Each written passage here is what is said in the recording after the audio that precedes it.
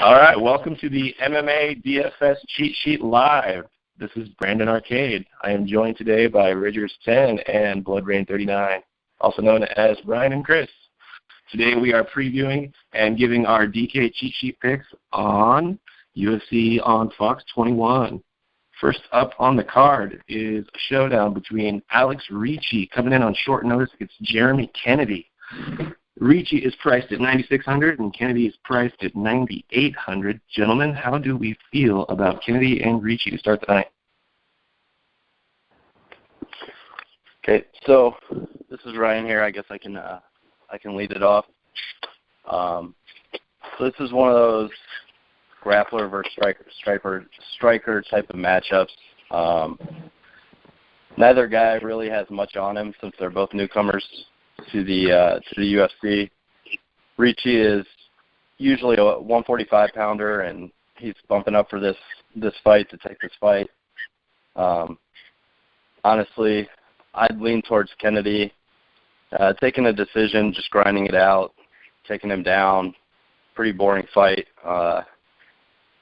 There's always a chance that Ricci can keep it on his feet and land a knockout blow, but the guy hasn't finished a fight in 8 bouts now, so it's pretty unlikely. The one thing he has going on his side is he's taking this fight on 1 week's notice, so he really has nothing to lose, and he's fighting up a weight class.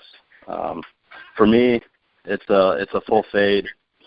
If you're going to go anywhere, maybe Ricci for the upside of the knockout. All right, Chris, how about you? What's your take?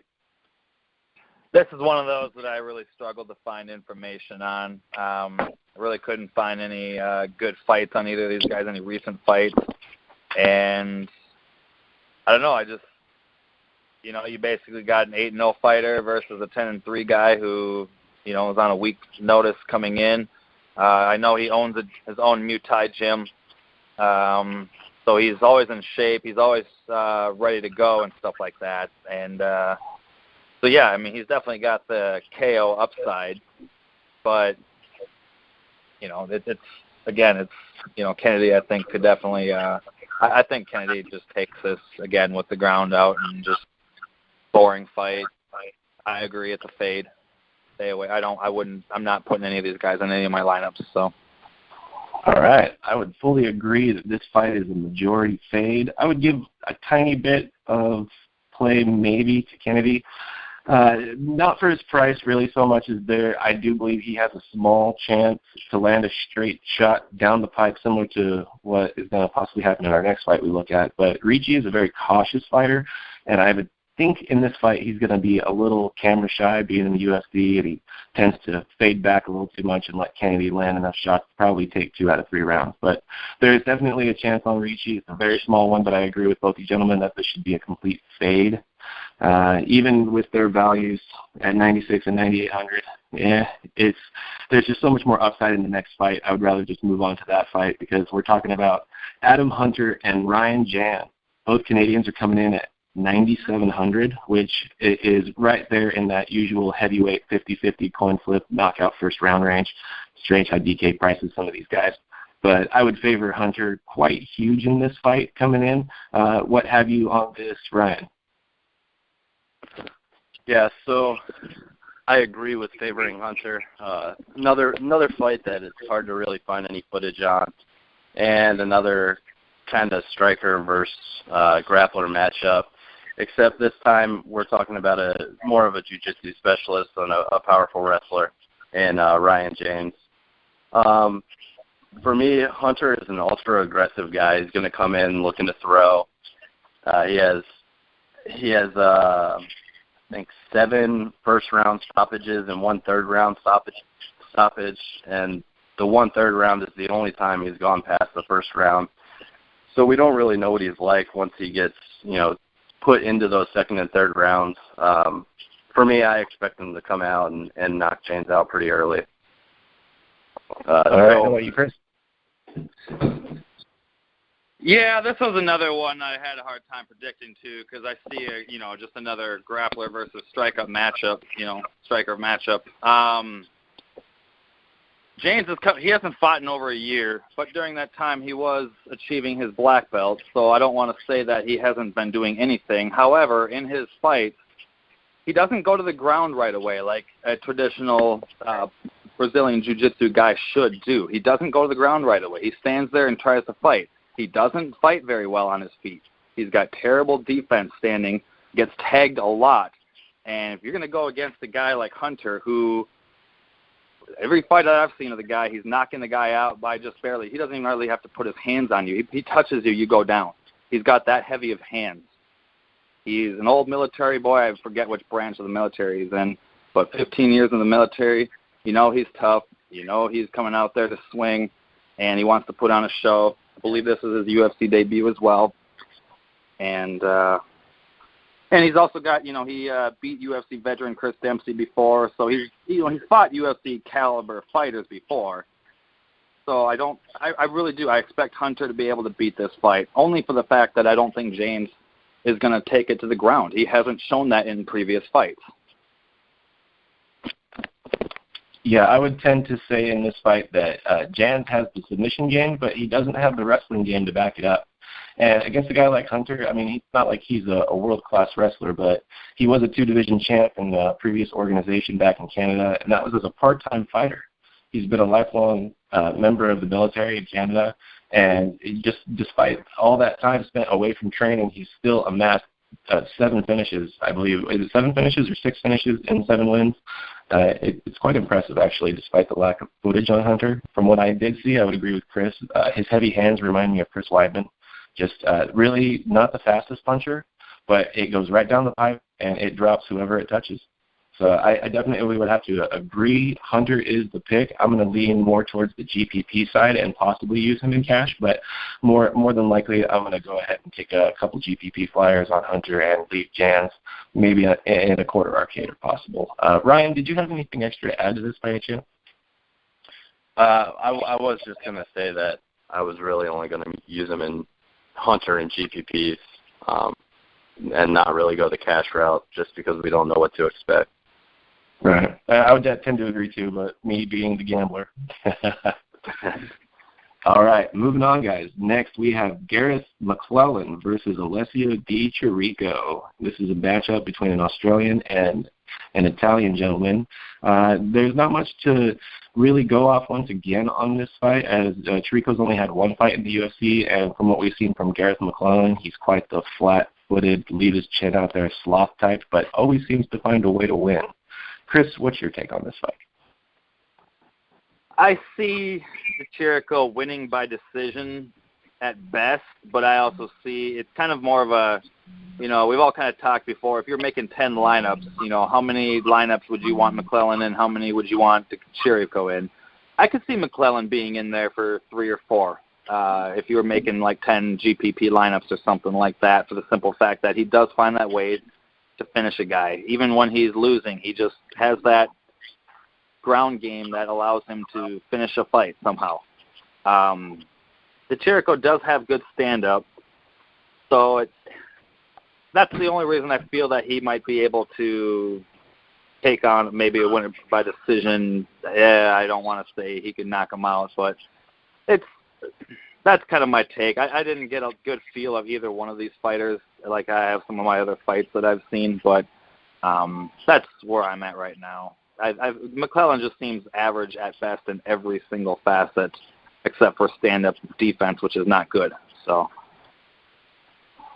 all right, Ryan, take us home on this fight. Yeah, I tend to agree. McClellan's he's a plotter on his feet. He's coming straight forward the whole time, maybe throwing 2 to 3 punches tops at a time. He has some decent kicks here and there. He seems to be an okay grappler. Nothing great.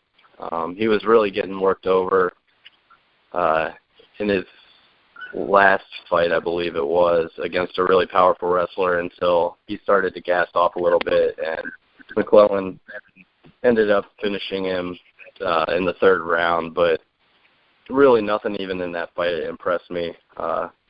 Chirico, on the other hand, I watched his fight his last fight in the UFC, or his first fight in the UFC, and he did a lot of stuff that actually impressed me a little bit.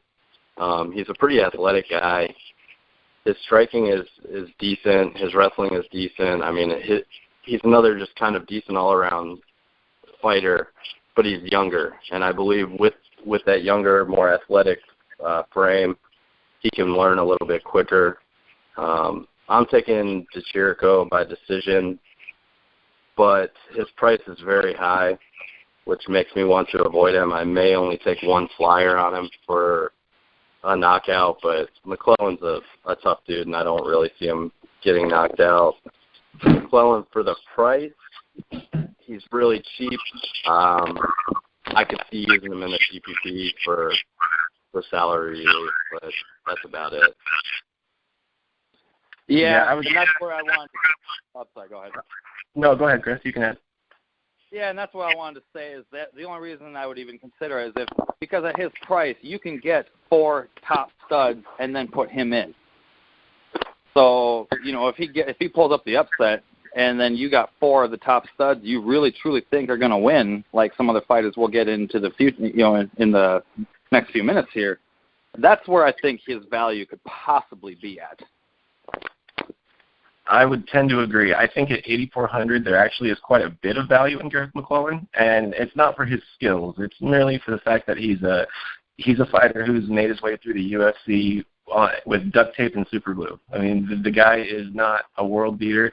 His last fight, the reason why everyone's so big on Alessio is because in Gareth McClellan's last fight, he got knocked out with a head kick by Magnus Siedenblad in a fight where it was a back and forth, sloppy, fall on the ground, submission scramble, and it wasn't world class. We're talking like, these guys are never going to be better than the mid-level, mid-tier UFC fighters. I think the fight that you were recalling that ended with the fighter gassing was his fight against Bubba Bush, Ryan.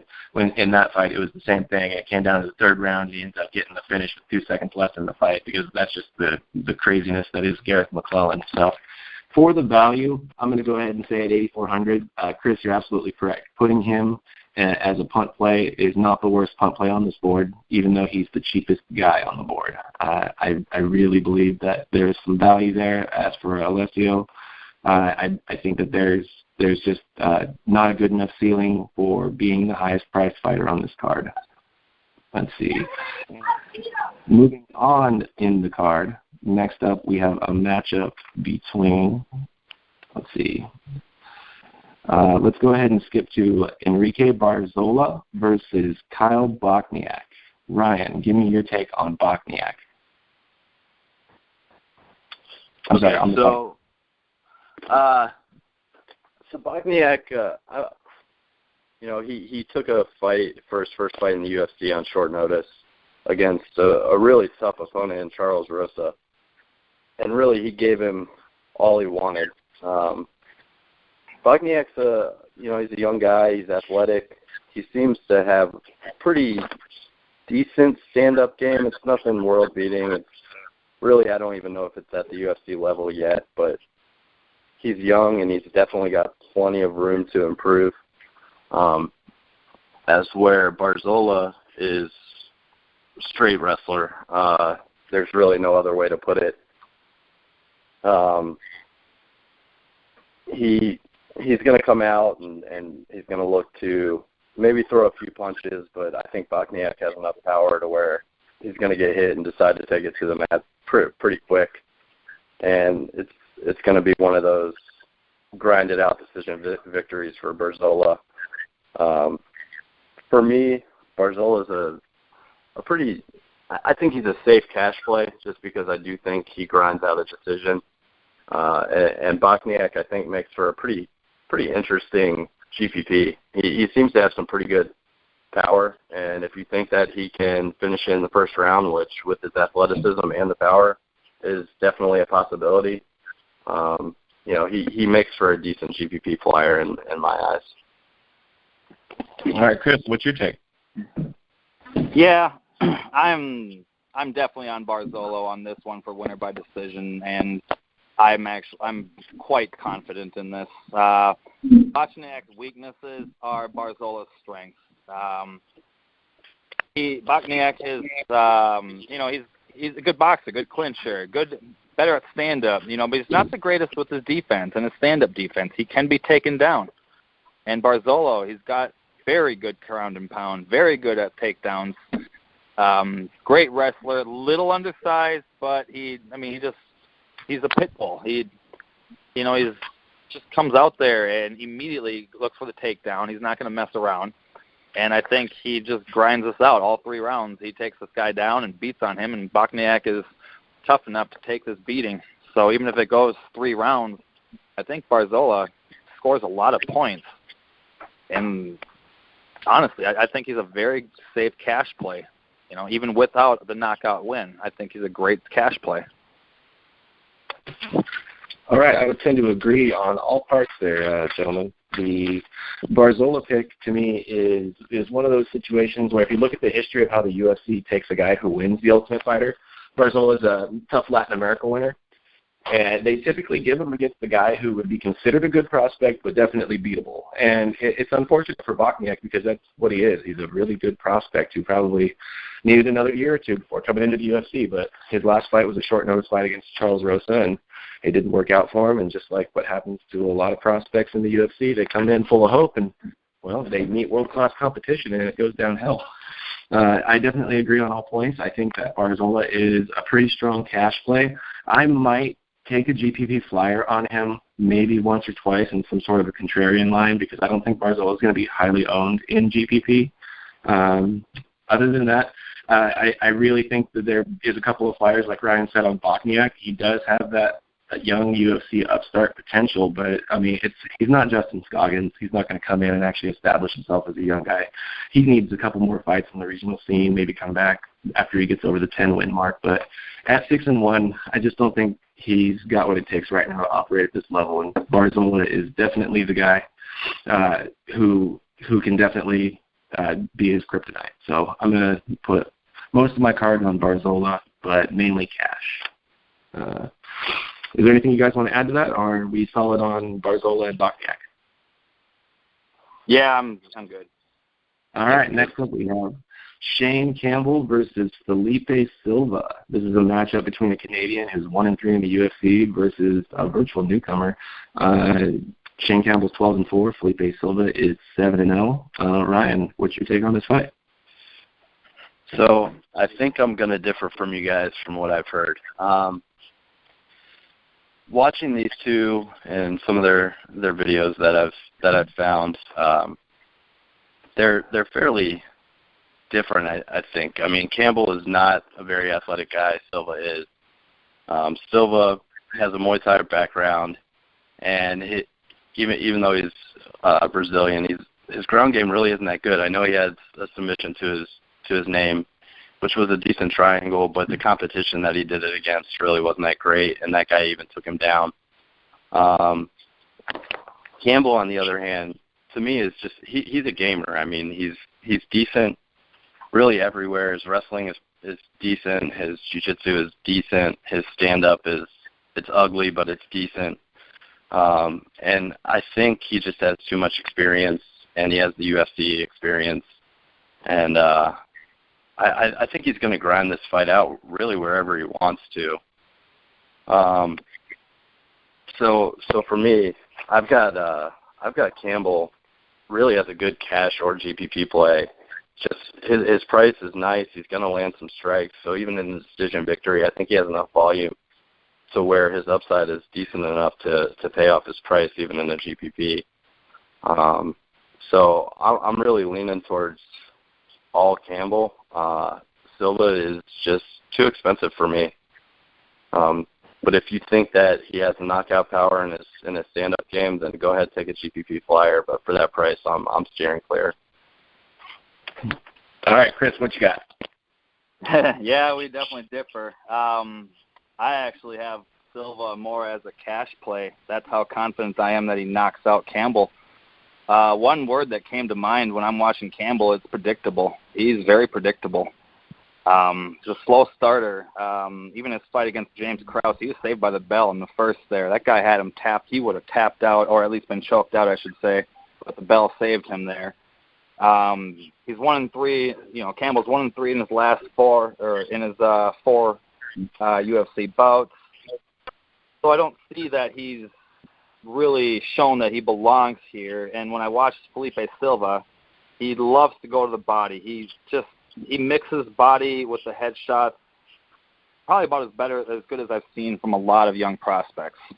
He's clearly the better athlete. I mean, we all know that one. But there are some weaknesses with Silva. When I watch him kick, he drops his hands every single time. A veteran like Campbell could definitely take advantage of that. So maybe I won't. I guess I did have him in my cash, but again, I just still got a couple of days before I have to decide on this. But for now, I am leaning towards Silva for the knockout win for his heavy hands and the fact that I just feel Campbell, yes, he's tough, he's resilient, but I just think that predictability about him, it comes back to haunt him to this time. So I do have Silva for the knockout, and that's, I guess, where I'm at right now. So, but again, it's his first UFC fight, so that does carry some risk. So. Yeah, there's a lot of equalizers in this fight. It's actually a pretty interesting matchup. After I really dug deep into it on paper, I was immediately all about Silva right off the rip because I had watched him fight and some of his regional stuff that I'd seen. You can actually see that stuff on Fight Pass. They got a lot of those cards down there on there. But when it came down to watching Silva do his thing, I agree. He tends to leave himself open, but he's very athletic, and I like his kicks as much as I do like his body shots, and that might actually help him in this fight. I think that his kicks are very strong, and that might be the equalizer when you add that to his athleticism against a guy like Campbell. On paper, Campbell's the better stand-up fighter. He's got a more accomplished kickboxing degree, and he does have the UFC experience, like stated. I'm actually going to be the guy that goes right down the middle on both of you two. I'm going to fade this because other than a couple of GPP flyers on both guys, I think that this is a highly volatile fight that has a great chance of ending up being a decision and a slobber knocker at that. I mean, there could be some good cash points like you were talking about, Chris, just in case that happens, but I don't think either man knocks each other out. I think that they neutralize each other in all ways, and it ends up being a decision and possibly even a split decision. This is a very competitive fight when you look at the yin and the yang to both guys. So my decision is fade. I heard some GPPs there from Chris on Silva, and we've got Campbell going the other way for Ryan. Moving on, next up we have Chad Laprice going against Theobald Guti. This is a very interesting matchup for me because I'm a huge Chad Laprice fan. People knock his athleticism and his cardio, but I think he's like a much better version of a Gareth McClellan type. He's very gritty. He comes forward like a Rick Story. The only difference is, he has a little bit better defense. But overall, I think that this is definitely an interesting fight. Ryan, what do you think of Laprice and Guti? Yeah, so I'm also pretty intrigued by this fight. And for me, I think it's a pretty easy call. Both these guys have their backs up against the wall, and a loss, I think, puts either one of them out of the UFC. For me, that guy is going to be Guti. I just don't see any way that he beats Laprice. He's been known to be a good, submission grappler. A lot of his wins have been by submission.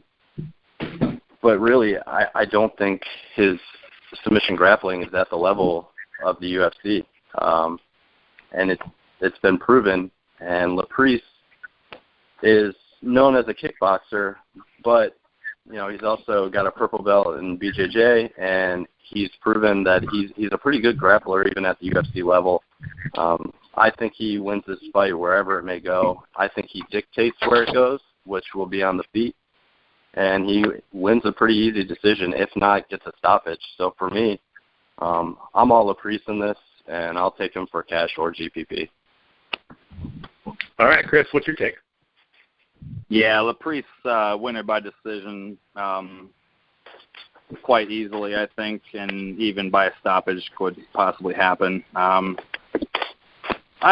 didn't like how fast Guti tapped to Mercier when they fought. I hated that. The second he had a choke on him, he just immediately tapped. It was like he was training or something like that, And when you're in a fight, you don't tap. You got to put up some type of a fight. You know, this is your MMA career on the line, and you tap that quickly. That shows me you have no heart, and maybe you don't belong here. He is a hard striker, you know, and yeah, he's got some good, you know, jiu-jitsu skills and stuff like that. But Laprise just, you know, he actually, you know, he won split decision versus Mercier. So, you know, both those guys fighting the same guy, and one wins, one loses. That, you know, then they're facing off against each other. It's something I do like to look at sometimes. And watching both the guys fight, like Ryan said, like you said, Brandon, I really think this is Laprise's fight to win. So, winner by decision.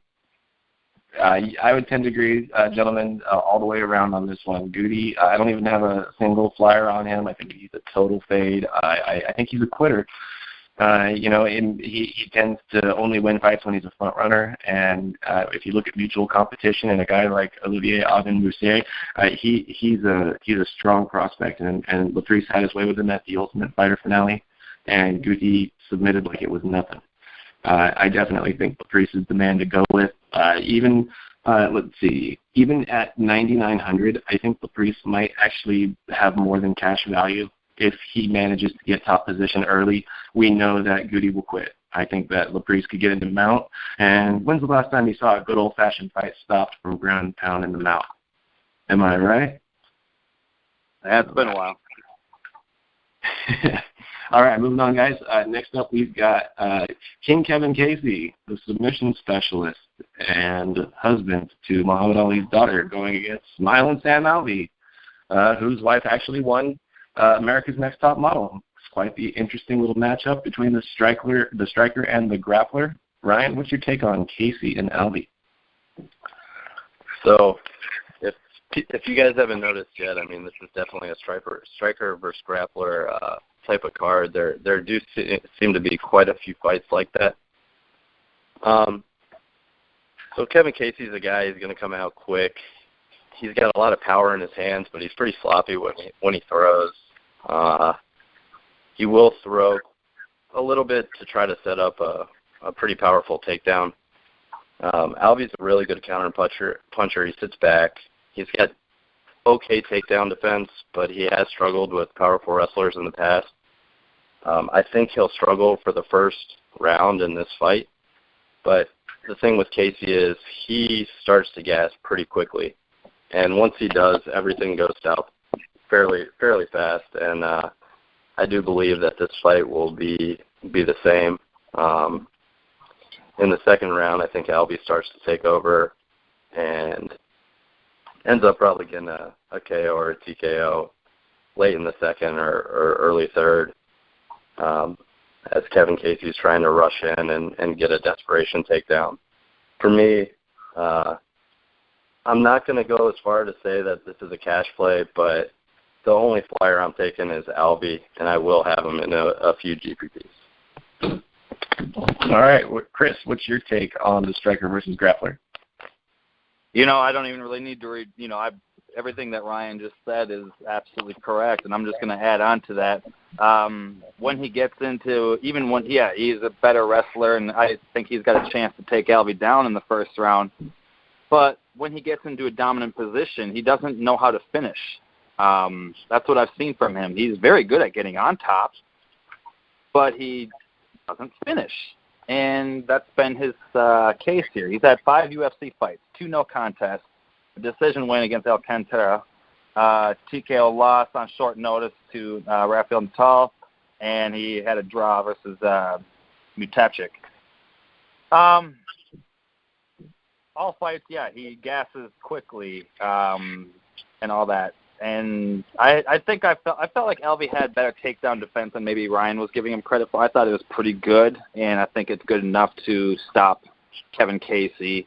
And Alvey's only real weaknesses that I've seen are from really good strikers, but I don't think Casey has the striking ability to stop Alvey. So I think Alvey gets a good counter punch somewhere in there and is able to either knock him out from that and have a referee stoppage, or he's able to get on top, ground and pound, and then referee stoppage from there. Probably second roundish or so. I don't see it in the first round. I see more second round. I would tend to agree on all counts here, guys. I think that this is a pretty cut and dry fight between a grappler who is notorious for gassing and taking steroids. I mean, it's a really terrible combination, and I can't imagine why Kevin Casey keeps finding himself in the UFC. This is his second stint, and I got to think that this is it for him. He's going to get cut, and Sam Alvey's going to move on back up into the middle tier somewhere just below the top 15. I like Sam Alvey in a lot of ways, especially because he's at 10,200. I think Sam Alvey is the most appropriately priced person on the card, which means that the value is there as long as he wins. I'm pretty confident in Sam Alvey on this one. Kevin Casey's never shown me anything other than he can be fun to watch sometimes after he's already gassed, just because he throws his arms around like a crazy person, and he falls on his back and acts like he's done, but then he tries to get slick and throw a submission. But overall, I just don't see Kevin Casey being able to handle Sam Alvey in this fight. And I agree with Chris. I think that Sam Alvey's takedown defense is good enough to keep Casey's ground game off of him. All right, guys, we are finally moving on to the main card. First off on the main card is a rematch of a showdown from 4 years ago between Joe Lauzon and Jim Miller in a fight where Miller won a unanimous decision in one of the bloodiest contests I think you could ever possibly watch. Ryan, give us your take on Lauzon Miller 2.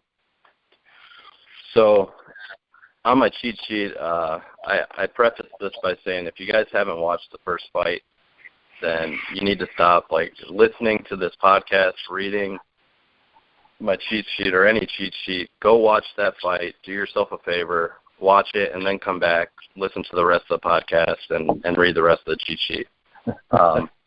Honestly, it's a great fight. It was just, knockdown, drag-out fight. Miller really put it to him in the first round, and then after that, he started to tire but was still throwing a ton of punches. Both guys are pretty much the same. I mean, they both have really good jiu-jitsu skills. They're both really, really tough guys with pretty decent striking. Okay power. I think Lauzon might have the edge with power. But Lauzon just does not go out. The guy can take a beating. Miller can take a beating. And honestly, I think it's going to pick right up where it left off in the last fight. Miller comes out hot. It's going to be a lot of strikes. For me, I think Miller still has the edge. People seem to think that he's done or washed up, but I don't agree at all. He has better striking than Lauzon by a little bit. He doesn't want to go to the game or go to the ground game. Lauzon's a little too dangerous off his back, and even though Miller's a black belt, I think he feels it's a little too dangerous. So I really think it's just going to be a repeat of the last fight. I think Miller takes it by decision again, but he lands enough strikes to pay off his price for cash or GPP for me. And Lauzon is always a great GPP flyer. The guy's a finisher, and he could easily find a way to catch Miller. If you watch the third round of the last fight, he had him in trouble a couple of times. So I'm leaning towards decision on Miller, and I'm going to take him in cash and GPP. I'm going to own him heavily for his price, and I will have a few Lauzon shares in GPP only. All right, Chris, Lauzon Miller 2. What you got? Yeah, I'm going to go with Miller in this one again, too. And, yeah, I mean, what Ryan was saying, everybody kind of seems that Miller's fading because he's 2-4 in his last 6 bouts. But, boy, those are some tough fighters he was fighting there. And, sorry, but losing to Diego Sanchez doesn't mean you're declining, if you ask me. And guys like him anyways, even though Lauzon was able to beat him, if I remember right. Yeah, this is one of those where, if you really – because if you're doing, let's just say you're doing a main card only lineup here, you're going to have to stack a fight. You're going to have to stack 2 fighters in a fight, and you can either do the main event, Maya Condit, or you can do Miller and Lauzon. And this is one of those. This could be fight of the night. Both these guys could land a lot of strikes, a lot of takedowns, a lot of reversals, and ultimately score a lot of points. It won't be 5 rounds worth of beatdowns, but it's enough where in a main card situation, yes, I could see stacking both these guys in a lineup. Yeah, gentlemen, I think this might be unanimous here on Jim Miller as a strong play. I definitely agree that Lozon has the GPP upside. Nobody can finish like Lozon because even he doesn't know when he's going to throw that perfect strike. They come randomly. It's sometimes a head kick, sometimes a really clean elbow. I like Lozon in a couple of GPPs, but overall, I think at 9,100, Jim Miller is inappropriately priced here. I think that the prices should be a little closer to 10,000 each. Maybe this should have been the fight where both guys were 97 or 9,800. I think Jim Miller at 9,100 is a really strong play, and he's got a lot of upside coming into this fight. I agree. He's not dwindling the way people think he is. I just don't think that he's evolving as a fighter. He's still the same Jim Miller he was 5 years ago, but that's the problem. He can still beat guys like Lozon, but he's not going to take out top contenders like Tony Ferguson or Khabib Nurmagomedov. He's not going to beat those guys. So I definitely like the fun factor for this fight, and I agree. If there is a chance that we get a main card slate, this could be the fight to stack, though I am still pretty high up on Condit Maya just for the transitions that we'll talk about when we get there. All right, guys, moving on. We have the matchup at strawweight between Bec Rawlings and Paige Van Zandt. Bec Rawlings is coming in at 8,800, and Paige Van Zandt is coming in at an astounding 10,800. Ryan, what's your take on Rawlings and Van Zandt? So when I first looked at this matchup, I was all Van Zandt for a pretty easy decision. But the more I've researched it and the more I've looked at videos and just thought about it, I've swayed quite a bit. Rawlings is a really tough fighter. She changed camps a couple fights ago, and I think it's really shown. Her stand-up has gotten much better. Her bottom guard game has always been pretty dangerous and has saved her in a lot of situations, especially since her takedown defense isn't really all that great. Van Zandt's going to come out and try to take her down, which she may do a couple of times. But Bec Rawlings is a bigger fighter, and even though I said her takedown defense wasn't great, I do think it's gotten better along with her striking. She hits a lot harder than most of the fighters that Van Zandt has seen. And even though I think Van Zandt could still grind out a close decision, I'm just not so sure on that actually happening. I think it's going to be a split decision that could go either way. I'm leaning towards Bec Rawlings on this one. And for her price, she's priced at 8,600, which is crazy low. I think there's going to be enough volume thrown by her that even in a decision loss, she pays off her value for cash. And Paige Van Zandt, I see no reason to roster her at all.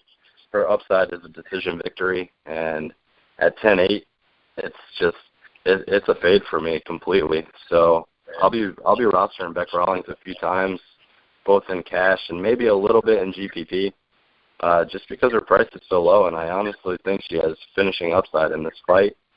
But I think realistically it's a split decision victory for Rawlings. All right. Chris, what you got?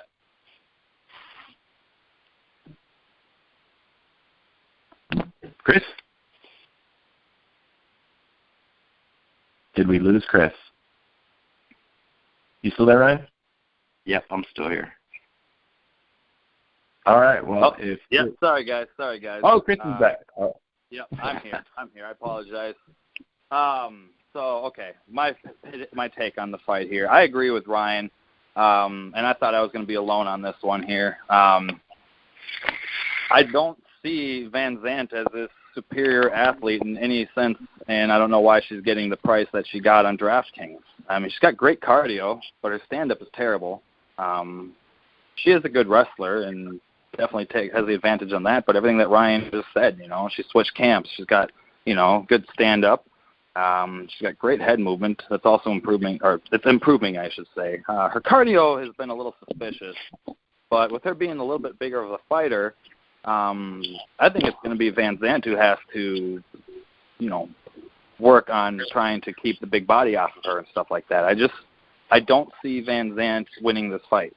I really don't. It's a close call, and it could easily be a split decision win for Van Zandt since she's, the Dancing with the Stars girl, and MMA, UFC might want to promote her and just kind of give her the win. But this is a close one, and I will absolutely fade Van Zandt, 100% fade, and have Rawlings in several GPPs in the same way that I'll have McClellan in, that she'll be my kind of bottom girl, bottom fighter to get me my 4 top studs that I like. All right, sounds good. My take on Van Zandt and Rawlings is somewhat similar. I do think that Paige can finish this fight, but the circumstances in order for her to finish this fight involve Beck gassing. The best thing that Beck ever did was start training in San Diego. Getting acclimated to being on the West Coast is much easier than what she used to do, which was do all of her training in Thailand and down in Australia.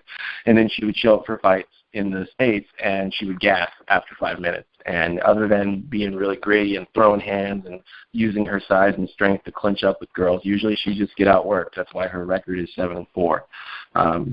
In this fight, however, at 8,600, you guys are absolutely correct. There has to be some value there on somebody like her, just because, in my opinion, Van Zandt should be fighting at 105 pounds. The only reason she's at 115, I believe, is because that's the only division the UFC has for her, and she's a star. Is Van Zandt capable? 100%. She's 100% capable with her wrestling and her tenacity and her ability to move forward, but those are also Beck Rawlings' strengths, and she's the bigger woman. So I really think that Rawlings has a lot of value, and at 10-8, there's just not a whole lot you can put on Paige Van Zandt for this fight. So let's go ahead and agree and go ahead and throw some flyers out there, guys, on Rawlings. But unless you've got a wild hair or some secret thing you know about Paige Van Zandt crushing this fight, I can't see a reason to ever take Paige in this fight. All right. We are moving on to the co-main event of the evening. Anthony Pettis making his 145-pound debut against Charles the Bronx Oliveira. Oliveira's coming in at 9,000, and Mr. Pettis, fresh in the featherweight division, is coming in at 10,400. All right, let's go with Chris first on this one. Chris, what is your take on Oliveira and Pettis?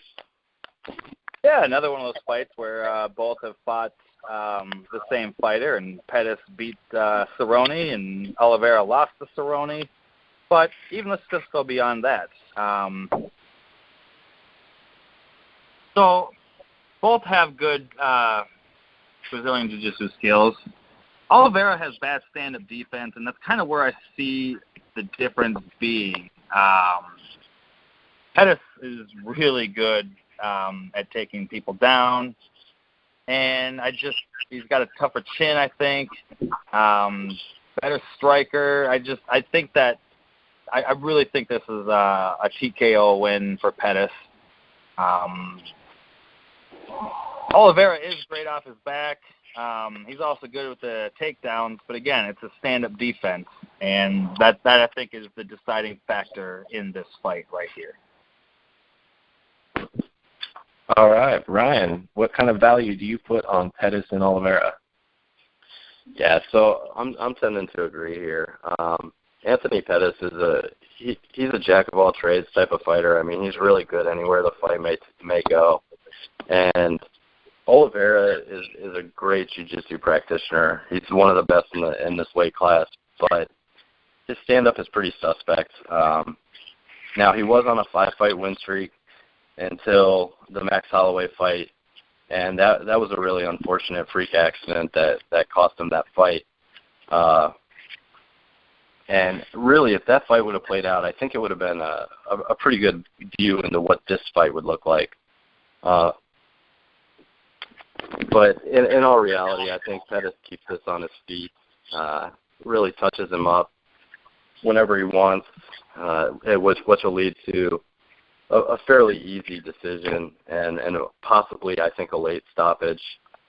The thing is, Pettis, he used to finish a lot more fights. He's had a lot more decisions as of late, especially against tougher fighters. And I still think Oliveira is a tougher fighter. So for me, this is a pretty easy decision victory for Pettis. And he's a play for sure in cash. I mean, 10-4, it's not a skyrocket price or anything. So for me, Pettis is pretty good for cash, or great for cash, and with his finishing upside, I think he's a decent GPP play as well. If you're if you're feeling like gambling, go ahead and throw a GPP flyer down on Oliveira. Personally, I'm not going to do it, but he could always catch him off his back. I just don't see it happening in this fight. So for me, Oliveira is a fade. Yeah, this is one of the few times where I agree with DK over Vegas. Vegas has this fight at -167 for Pettis and +142 for Oliveira. I think that's incredibly close. I think Pettis, despite the 3-fight losing streak, all decisions against the best in the world, moving down to 145 to revitalize his career. He's been talking about doing this for the last 3 years. I mean, he even got matched up 3 years ago against Aldo before Aldo had a series of injuries, and then Pettis had a series of injuries and then decided to go back, and then they gave him the 155 title shot, and he ended up becoming the champion. But Pettis has been talking about doing this move for a while, and I think it's the best thing he could possibly do for his career. I think that this fight plays out a lot like the way the Cub Swanson Charles Oliveira fight does, which is plays into the way Chris was talking with Oliveira's bad stand-up being exploited by a guy like Pettis. I think Pettis' kicks are going to be too fast. I think he lands a really strong body kick, something to the body, and then cracks him with an overhand. I really think Pettis actually, instead of being a decision win, which is totally capable and makes him a great cash play, I like Pettis a little more than that. I think he's going to get the finish. It might be in the second round towards the middle, or it could actually be a flash win in the first round. Pettis has that upside. So with a ceiling in the 120s, I think Pettis at 10-4 is a phenomenal play, regardless of format. I think you have to play Pettis. Oliveira on a couple of flyers, I mean, not for me unless it's in the quarter arcade. I as much as I love Charles Oliveira, this is not a good matchup for him. I just don't see him being able to get Pettis to the ground. I don't see him being able to outwork him. Pettis, we might see something spectacular. He's long overdue for some showtime, and he's ready to give it. So I'm going to go ahead and put my eggs in the Pettis basket. And that, ladies and gentlemen, brings us to our main event of the evening, Carlos Condit versus Damian Maia in what you could call a number 1 contenders fight, but really it's more of a number 2 contenders fight because of Mr. Stephen Wonderboy Thompson. But Carlos Condit comes in at 10,000 even, and Damian Maia comes in at 9,600. Ryan, on the main event, what you got? Yeah, so it's interesting how DK and Vegas see this fight to me. There's 2 ways this fight plays out. You have Condit, who's a phenomenal striker, and he's also got a really good jiu-jitsu game off his back. But the thing is, Maia, his striking has improved. He's been in the UFC for long enough now where it has to. It's adequate, but it's not at the level of Condit. But the thing is, he's one of the best jiu-jitsu practitioners in the world, not just in UFC, but also in the jiu-jitsu world. And he has a wrestling game to go with it so that he can actually put it to the mat whenever he wants. And the 2 ways that this can play out is Condit's able to keep it on his feet and pick him apart to, en route to an early decision or a late stoppage. Personally, I don't see that happening. I think it's more of the second way, and that's Maia's able to get his takedown game going early and often. He grinds out a decision win. I don't see him submitting Condit. Like I said, Condit's a very good jiu-jitsu practitioner, and he has good submission defense. For me, Maia, I think this is I think it's a pretty easy decision for him. I don't think Condit matches up well for Maia's game, and Maia's been on a tear in this weight class. He's a big guy for this weight class, and for me, Maia's a play anywhere, cash or GPP, and then Condit for the KO upside. Of course, I will have some shares in the GPP here and there, just because he does have the KO upside, and there is always that possibility he can keep it on his feet, but it's not safe enough for cash for me. For me, it's all Maia in this fight. All right, Chris, the main event. What you got?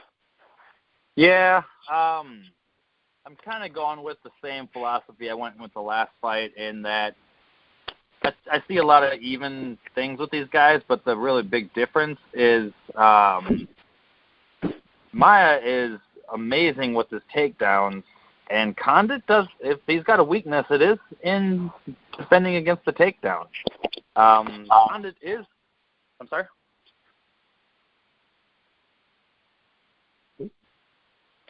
Chris, you there? Yeah. You there? Sorry. Right. Yeah. Sorry, keep going. No, but I believe Condit does well in 5-round fights. He's kind of made for that. He's got amazing cardio, and I think Maia wins this fight. I still think he wins the fight, but it's a decision win, and it definitely goes to 5 rounds. I don't even know if there's going to be a ton of striking. I see a lot of ground game here, and that's kind of why I felt that if I was going to stack a fight in the main card, it was going to be Miller and Lazone, not this fight, although I could potentially do it. But I still see Maia winning this fight, just on the simple fact I do really think that the takedowns and the fact that he should be able to get top position and be able to control the fight from there and win. That's really all I've got about that one right there. Well, I got to say, I think that this fight comes down to scrambles and transitions. If there's one thing that Carlos Condit is good at, is scrambling in transitions to set up crazy attacks. And I don't think he's going to catch Maia. It's going to be virtually impossible for him to catch one of the greatest jiu-jitsu players in the world. I can't imagine anybody ever submitting Damian Maia in UFC competition. But for Condit, I do believe that his upside could be from outworking Maia. There is a chance that if Maia decides to play the game that he does sometimes, where he believes a little too much in his stand-up and he gets a little flat-footed and he likes to shuffle his hands and bob his head back and forth but never really throw a punch. If that's the game that Maia brings after the 3rd round, I could easily see Condit winning this fight. Maia's best chance is to get a submission early while they're still dry, and Condit isn't a guy that you submit. Condit's very comfortable on his back. He's very comfortable in his own jiu-jitsu game. It's not at a Damian Maia level, but it is in UFC competition at a level that could get him free, get him back to his feet, and allow him to keep putting pressure on Maia. I'm not 100% sold, of course, on Condit. Maia's upside is phenomenal. But I do believe that this is a 5-round fight that goes the whole way, full 25 minutes, and I'm expecting fireworks. I think that this will be a grappler's dream. I think that if you're a jiu-jitsu player, you're going to enjoy watching this fight because Condit is no slouch. And you mix that with his offensive attacks, his kicks, his spinning attacks. Maia's got his work cut out for him. Now, I don't think Maia will get knocked out. The only time he's been knocked out was against Nate Marquardt in a freak one-punch knockout years and years ago. But the tenacity and the durability of both fighters, I just think this is going to be a fireworks fight. And I definitely think that there's the potential for both guys to score in the 80s if it goes to a decision. Excuse me. But I tend to lean towards Condit just from pressure. I do believe that it's 100% possible, just like Ryan mentioned, that this could be all Maia, advancing positions, controlling the fight his way. But if he doesn't set the tone early by the 2nd round that he can take Condit down and control him, then it's going to be a whole lot of Condit moving forward and spinning out of the way, kind of running a little bit the way Conor did against McGregor last week, the way Conor did against Diaz last week, and then reestablishing himself for more offensive attacks. With that said, I am going to take some cash flyers on both gentlemen, and I will have a couple GPP flyers on both gentlemen. And with that said, guys, that wraps up the very first MMA Cheat Sheet Live. Would either of you gentlemen like to add any tidbits before we go off? No. I mean, I'm just glad that we got to do this. So hope everybody tunes in and listens and gives us honest feedback. Yes, absolutely. If anybody's listening to this, feel free to subscribe. We are all able to be found on Twitter. I am at Brandon Arcade. Ryan is at Ridgers10, and Chris is at BloodRain39. Feel free to hit us up, say hello, and give us some feedback. All right, everybody. Thank you so much for your time, and I hope you enjoyed MMA Cheat Sheet Live. Thanks, guys.